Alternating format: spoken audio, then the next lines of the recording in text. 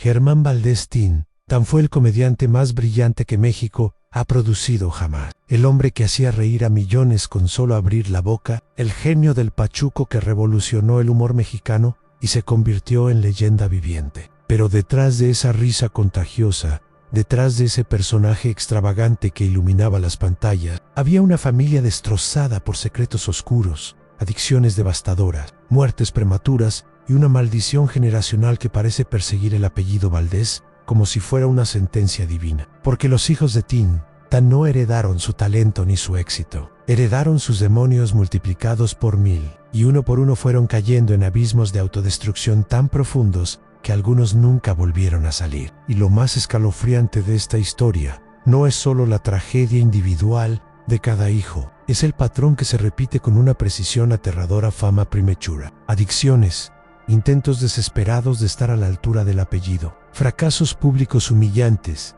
y finalmente la muerte temprana o la desaparición completa del ojo público. Es como si el legado de Tintán viniera con un precio oculto que sus descendientes tuvieron que pagar con sangre, lágrimas y años de vida. Quédate hasta el final porque lo que realmente les pasó a los hijos de Tintán va a hacerte cuestionar si la fama es una bendición o una maldición generacional que devora a familias enteras. Lo que voy a revelarte sobre la familia Valdés no lo encontrarás en ninguna biografía autorizada de Tintán, porque su familia se ha encargado de mantener ciertos detalles enterrados, pero los secretos siempre salen a la luz eventualmente. Si quieres conocer la verdad completa sobre qué pasó con los hijos del comediante más grande de México, suscríbete ahora mismo. Dale like si crees que las historias reales, por oscuras que sean, merecen ser contadas sin filtros, porque esto va a ser un viaje brutal a través del lado más oscuro de la dinastía Valdés. Para entender la maldición que persiguió a los hijos de Tintán, primero tienes que entender qué significaba ser hijo de Germán Valdés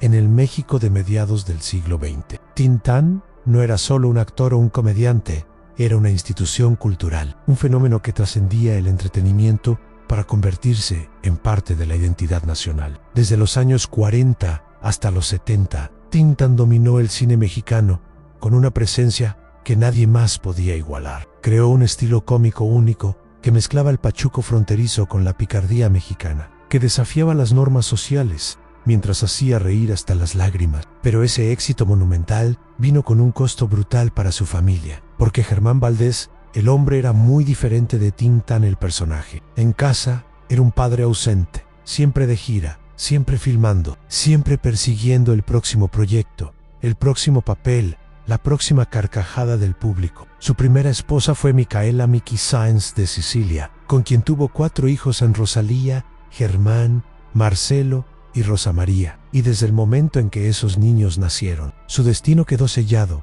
Serían juzgados eternamente contra el estándar imposible de su padre, comparados constantemente con un genio al que nunca podrían igualar. Imagina crecer en la sombra de alguien tan grande que bloquea completamente el sol, donde cada cosa que haces es medida contra lo que tu padre hizo a tu edad, donde tu propio nombre es una carga, porque la gente espera que seas tan brillante, tan talentoso, tan especial como él. Y cuando inevitablemente fallas en cumplir esas expectativas imposibles, cuando demuestras que eres simplemente humano y no un genio generacional, el juicio público es despiadado. Los hijos de Tintán crecieron con ese peso aplastante y ninguno de ellos logró soportarlo sin romperse en el proceso. Pero la tragedia va más allá de la presión externa, porque Tintán también les heredó algo mucho más oscuro, una predisposición genética y ambiental hacia las adicciones que destruiría a más de uno. Germán Valdés Jr., el hijo mayor y el que llevaba el nombre completo de su padre, fue quien más brutalmente sintió la maldición del apellido. Desde niño fue empujado hacia el mundo del entretenimiento, no porque él lo pidiera,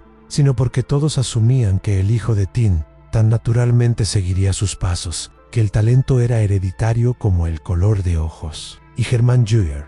tenía algo de talento, era carismático, sabía moverse en cámara, pero no tenía el genio de su padre, no tenía esa chispa especial que convierte a alguien bueno en alguien legendario. Y cada vez que actuaba, cada vez que intentaba hacer comedia, la comparación era inevitable. No es tan gracioso como su padre, le falta el timing de Tintán, es solo una copia barata del original. Esas críticas constantes lo fueron carcomiendo por dentro, destruyendo su autoestima, haciéndolo sentir como un fracaso perpetuo que nunca podría escapar de la sombra paterna. Y como tantos hijos de figuras famosas que no pueden lidiar con la presión, Germán Jr. encontró consuelo en las drogas y el alcohol. Empezó con marihuana y alcohol, cosas relativamente manejables, pero rápidamente escaló a cocaína y otras sustancias más duras, porque necesitaba algo que apagara el ruido constante en su cabeza. Ese ruido que le decía que no era suficiente, que nunca sería suficiente. Su carrera se desmoronó en los años 70,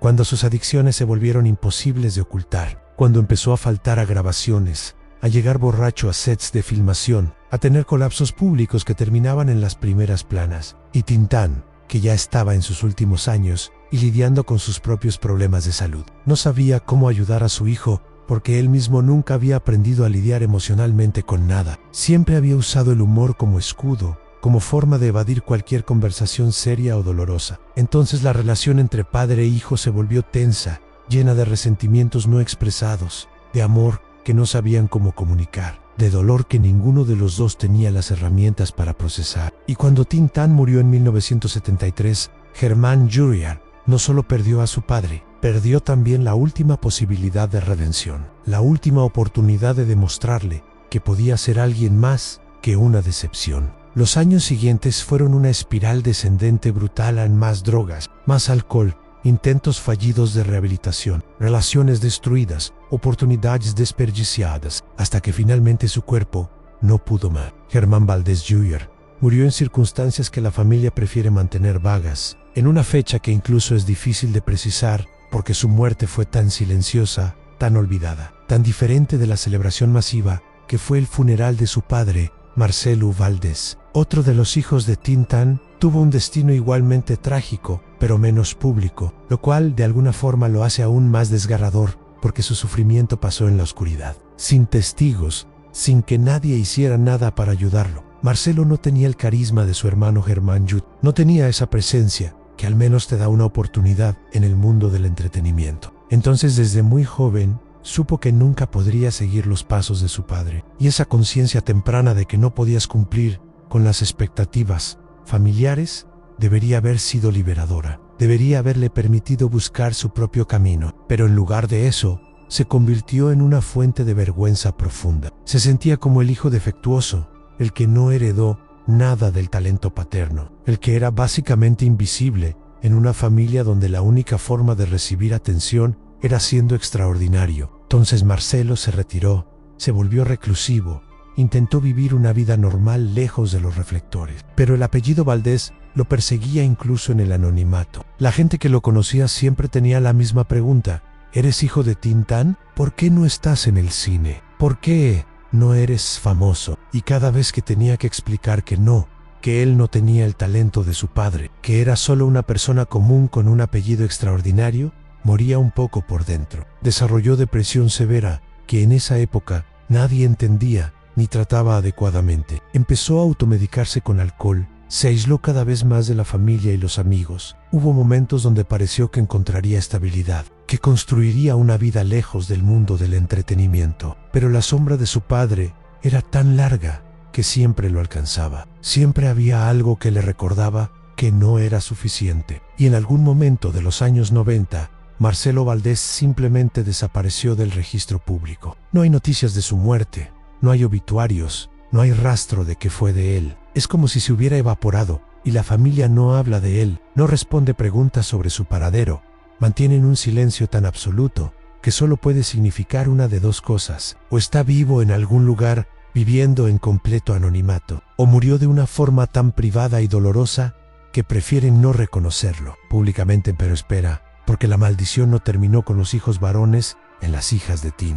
También pagaron un precio terrible por llevar ese apellido, y lo que le pasó a una de ellas es tan perturbador que cuando lo escuches vas a entender que esta no es solo una familia con mala suerte, sino una dinastía genuinamente maldita. Rosalía y Rosa María Valdés, las hijas de Tintán, vivieron tragedias diferentes, pero igualmente devastadoras, y su historia es particularmente cruel, porque a las mujeres en esa familia ni siquiera se les dio la oportunidad de intentar seguir los pasos del padre. En el México de esa época Se esperaba que las hijas de figuras famosas se casaran bien, que fueran esposas y madres, que su logro máximo fuera reflejarse en el éxito de sus maridos e hijos, y esa limitación fue en sí misma una forma de tragedia, porque al menos los hijos varones tuvieron la opción de intentar y fracasar, pero las hijas ni siquiera eso. Rosalía intentó llevar una vida convencional, se casó joven, tuvo hijos, pero el matrimonio fue desastroso desde el principio, porque se casó por las razones equivocadas, para escapar de la presión de ser hija de Tintán, para tener una identidad propia separada del apellido Valdés. Pero descubrió que no puedes escapar de tu apellido casándote con otro, que la sombra de tu padre te sigue sin importar qué nombre uses. Su esposo, cuyo nombre la familia nunca hace público, resultó ser abusivo tanto emocional como físicamente, y Rosalía se encontró atrapada en un matrimonio que era una prisión, sin poder pedir ayuda porque admitir que estaba siendo abusada significaba admitir que había fracasado en lo único que se esperaba que hiciera bien, en casarse bien y ser feliz. Y su padre, Tintán, nunca supo o nunca quiso saber lo que estaba pasando porque estaba demasiado ocupado con su carrera, con su siguiente película, con hacer reír a millones mientras su propia hija sufría en silencio. Rosalía eventualmente escapó de ese matrimonio, pero quedó marcada de formas que nunca sanaron. Desarrolló problemas de ansiedad severa, tuvo dificultades formando relaciones saludables y pasó el resto de su vida lidiando con el trauma de haber sido la hija invisible de un hombre visible. Rosa María, la otra hija, tuvo un camino igualmente doloroso pero diferente. Ella intentó entrar al mundo del entretenimiento, no como actriz, sino trabajando detrás de cámaras, pensando que tal vez así podría tener algo de la magia de su padre, sin la presión de actuar. Pero descubrió que en la industria del entretenimiento mexicano de esa época, ser mujer significaba enfrentar acoso constante, proposiciones indecentes, hombres poderosos que asumían que porque eras hija de Tintán debías estar disponible para ellos. Y cuando rechazaba esas proposiciones, cuando intentaba ser respetada profesionalmente, las puertas se cerraban, los trabajos desaparecían, porque la industria castigaba a las mujeres que no jugaban el juego. Eventualmente Rosa María también se alejó del mundo del entretenimiento, desilusionada, cansada, sintiendo que el apellido Valdés había sido más maldición que bendición, y ambas hermanas vivieron el resto de sus vidas en relativo anonimato, evitando entrevistas, evitando cualquier cosa que las conectara públicamente con su padre, porque aprendieron que ser hija de Tintán significaba ser definida eternamente por alguien más, nunca poder ser simplemente ellas mismas. Pero la historia de los hijos de Tintán no termina con su primera familia, porque después de divorciarse de Micaela, Germán Valdés se casó con María Antonieta Tongolele en 1960, aunque ese matrimonio duró poco, y luego tuvo relaciones con varias mujeres más, dejando más hijos que también cargaron con el peso del apellido maldito. Y aquí es donde la historia se vuelve aún más oscura, porque estos hijos, nacidos fuera del matrimonio o de relaciones posteriores, ni siquiera tuvieron el reconocimiento público completo. Existieron en un limbo donde eran lo suficientemente Valdés para sufrir la presión del apellido, pero no lo suficientemente reconocidos para recibir apoyo o protección. Uno de estos hijos, cuyo nombre la familia mantiene cuidadosamente oculto, siguió casi exactamente el mismo patrón que Germán Juriar: intento de carrera en entretenimiento, comparaciones devastadoras con el padre, caída en las drogas, destrucción completa de cualquier oportunidad y finalmente muerte prematura en circunstancias que nunca fueron completamente aclaradas. Es como si hubiera un guión escrito en piedra que todos los hijos varones de Tintán estaban destinados a seguir, sin importar cuánto intentaran desviarse. Y lo más escalofriante es que ni siquiera los nietos escaparon de esta maldición. Los nietos de Tintán, la tercera generación de Valdés, también han tenido vidas marcadas por adicciones, problemas mentales, intentos de suicidio, fracasos profesionales y personales que sugieren que esto va más allá de simple mala suerte o malas decisiones individuales. Es como si el apellido Valdés viniera con un defecto genético emocional, una predisposición hacia la autodestrucción que se transmite de generación en generación, esperando pacientemente su oportunidad de manifestarse. Y lo más trágico de todo es que Tintán nunca supo o nunca quiso enfrentar el daño que su ausencia emocional y su priorización de la carrera sobre la familia causó en sus descendientes. Él fue un genio en pantalla, pero un desastre como padre, y ese desastre se multiplicó exponencialmente en cada generación subsecuente, lo que la historia de los hijos de Tan realmente revela es algo mucho más profundo y perturbador, sobre la naturaleza de la fama y el éxito en el mundo del entretenimiento, que todo tiene un precio, y frecuentemente ese precio lo pagan personas que nunca pidieron estar bajo los reflectores. Tin Tan dedicó su vida entera a hacer reír a México, a construir un legado cinematográfico que todavía se celebra décadas después de su muerte. Pero ese legado fue construido sobre los huesos rotos de su familia, sobre los sueños aplastados de sus hijos, sobre el sufrimiento silencioso de personas que solo querían tener un padre presente, pero que en su lugar obtuvieron un apellido famoso y todas las expectativas imposibles que venían con él. Y la industria del entretenimiento mexicano, que celebra fervientemente a Tin Tan como uno de sus más grandes íconos, convenientemente ignora esta parte de la historia porque es incómoda, porque desafía la narrativa limpia del genio cómico que trajo alegría a millones. Nadie quiere hablar de cuántos hijos de figuras famosas terminan destruidos, cuántas familias quedan destrozadas por la fama, cuánto sufrimiento privado existe detrás de cada sonrisa pública. Y los hijos de Tin Tan no son casos únicos, son simplemente los ejemplos más dramáticos de un patrón que se repite constantemente en familias de artistas. La segunda generación rara vez está a la altura de la primera, y cuando no pueden cumplir con esas expectativas imposibles, muchos se autodestruyen intentándolo. Pero lo que hace particularmente cruel la historia de los Valdés es que ni siquiera intentar parecía ser suficiente, que incluso los que se alejaron del entretenimiento, que buscaron vidas normales lejos de los reflectores, fueron perseguidos por ese apellido, señalados constantemente como los hijos que no fueron tan especiales como su padre. Es una forma de tortura psicológica que no tiene escape, porque no puedes cambiar de apellido, no puedes cambiar quién fue tu padre, no puedes reescribir las expectativas que otros tienen de ti, y si piensas que tal vez con el paso del tiempo, la maldición se debilitaría, que las generaciones posteriores finalmente escaparían de la sombra de Tin Tan, te equivocas brutalmente. Hasta el día de hoy, en 2026, los descendientes de Germán Valdés siguen lidiando con las consecuencias de ese apellido, siguen siendo medidos contra un estándar que fue establecido hace más de medio siglo y que nadie vivo puede cumplir. Los bisnietos de Tin Tan, jóvenes que nunca conocieron a su bisabuelo, que solo saben de él por películas viejas y anécdotas familiares, todavía cargan con la presión de ese legado, todavía enfrentan las mismas preguntas. ¿Vas a ser actor? ¿Tienes el talento de tu bisabuelo? ¿Por qué no estás en el entretenimiento? Y algunos de ellos han intentado carreras artísticas, han intentado honrar el apellido, pero la industria actual no tiene paciencia para dinastías, no tiene interés en dar oportunidades solo por el apellido, especialmente cuando ese apellido viene de una era que la mayoría de los jóvenes ni siquiera conoce. Entonces, estos bisnietos quedan atrapados en un limbo, donde son demasiado Valdés para ser ignorados, pero no lo suficientemente Valdés para recibir oportunidades genuinas. While la adicción, ese demonio que ha perseguido a la familia por generaciones, sigue manifestándose. Hay reportes no confirmados de bisnietos lidiando con problemas de drogas, con alcoholismo, con depresión severa, con intentos de suicidio. Todo el espectro de autodestrucción que ya vimos en generaciones anteriores es como si el ADN mismo de la familia Valdés estuviera codificado con una predisposición hacia el dolor, hacia la incapacidad de encontrar paz, hacia la búsqueda constante de algo que nunca pueden alcanzar. Así, esta historia te impactó. Si te hizo ver a Tin Tan de una forma completamente diferente, entonces necesito que hagas algo ahora. Dale like a este video, porque la verdad sobre las dinastías familiares